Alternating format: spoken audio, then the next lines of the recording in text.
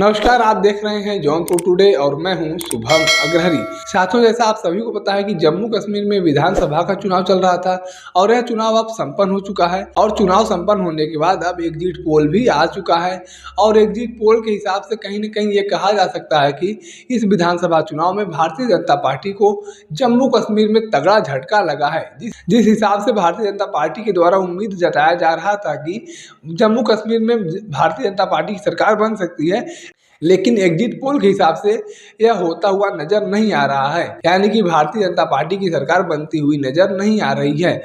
और यह तब हो रहा है जब भारतीय जनता पार्टी की सरकार ने धारा 370 को हटाकर जम्मू कश्मीर को एक नया पहचान दिया है, जम्मू कश्मीर में शांति स्थापित करने का कार्य किया है।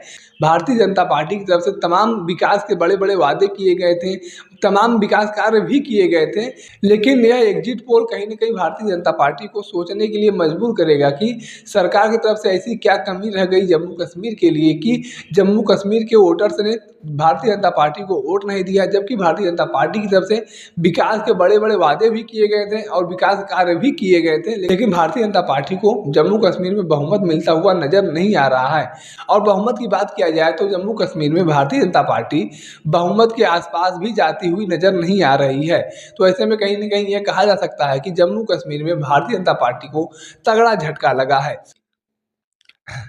अब वहीं अगर एग्जिट पोल की बात किया जाए जम्मू कश्मीर के चुनाव को लेकर, तो दैनिक भास्कर की तरफ से बताया गया है कि जम्मू कश्मीर में भारतीय जनता पार्टी को 20 से 25 सीटें मिल सकती हैं। तो वहीं नेशनल कॉन्फ्रेंस और कांग्रेस गठबंधन को 35 से 40 सीटें मिल सकती हैं और पीडीपी को 4 से लेकर 7 सीटें तक मिल सकती हैं और अदर्स के खाते में 12 से 28 सीटें जा सकती हैं।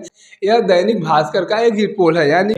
यानी कि यह कहा जा सकता है कि दैनिक भास्कर के मुताबिक वहां पर नेशनल कॉन्फ्रेंस और कांग्रेस पार्टी की सरकार बन सकती है गठबंधन की। वहीं अगर सी वोटर्स की बात किया जाए तो सी वोटर्स के मुताबिक बताया गया है कि 27 से 35 सीटें बीजेपी को मिल सकती हैं और 40 से 48 सीटें गठबंधन को, यानी कि कांग्रेस और नेशनल कॉन्फ्रेंस पार्टी को 40 से 48 सीटें मिल सकती हैं जो बहुमत से पार होती है।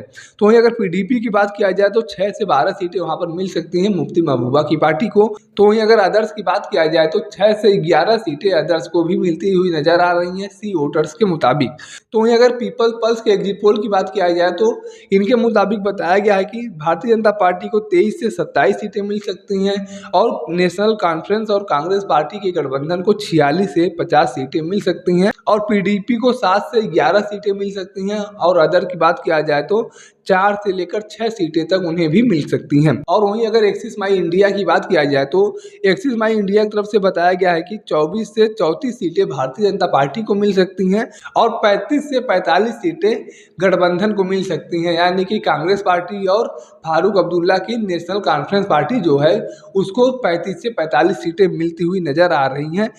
तो वहीं अगर पीडीपी की बात किया जाए तो 4 से 6 सीटें यहाँ पर मिलती हुई नजर आ रही हैं मुफ्ती महबूबा की पार्टी को।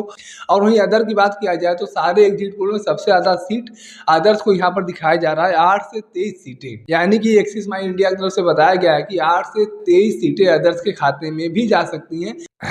तो कहीं ना कहीं यह कहा जा सकता है कि जम्मू कश्मीर में गठबंधन की सरकार बनती हुई नजर आ रही है, क्योंकि किसी एक पार्टी को बहुमत मिलता हुआ नजर नहीं आ रहा है।